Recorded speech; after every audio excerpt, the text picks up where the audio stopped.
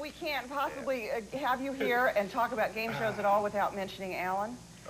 Whom we all miss so much. Well, may I tell you, this is the fella that came in and picked up the pieces when Alan got very ill very suddenly. This fella came in and did a magnificent job. He sure did.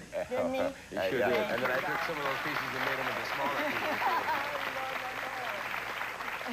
Now, is Alan the reason that you fell in love with game shows and are such a game show nut like myself? I don't know. I've been playing games all my life. My father said, you know, we'd always play them around the breakfast table.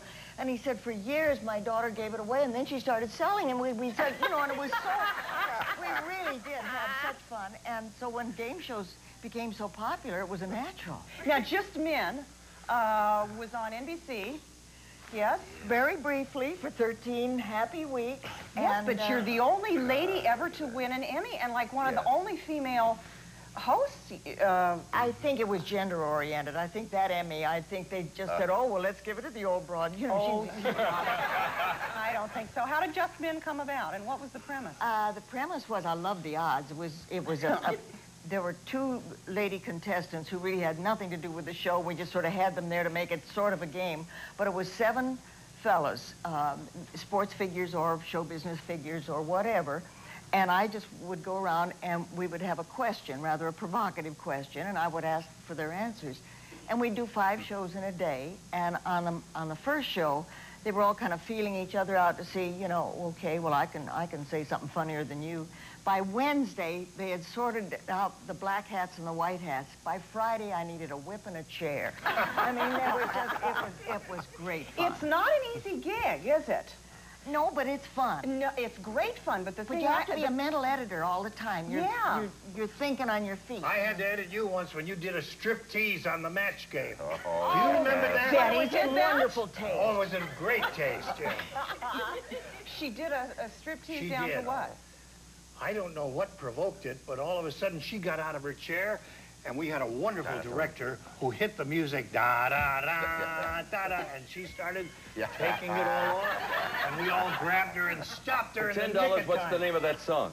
I don't know. It's what the is stripper. it? The Entertainer. The stripper. The Entertainer. The stripper. The stripper. For $10, who had the hit record? Oh, for heaven's sakes, you guys. I know I didn't. What did we turn into a game show? Larry Elgar. David Rose. David Rose. David Rose. $20, what label was it on? $30, David Rose's wife's name. MGM Records. I don't care. That was a disc jockey. I mean, you can take the boys out of the game show, but you can't take the game show out of the boys. Ever.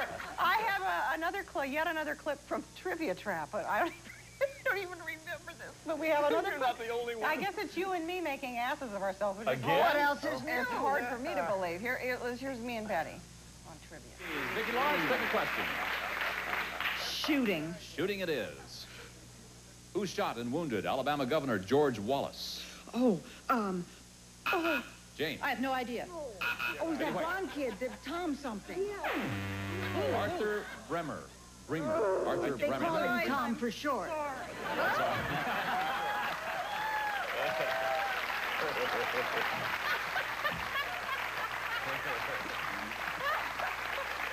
You know, they used to be, in the old days, they would say, let's do a pilot, and who will do the pilot? The first name always mentioned was Betty White, because that was the best game player of all. That would be, I bet you've done more pilots of more shows. Oh, absolutely. Really? American Airlines. That's right. Yeah, I was going to say, Stop it. people who don't know anything about show business, when you say Betty's done more pilots than anybody, that's really not very nice. Oh, yeah. A couple of engineers. I'm in so much trouble now.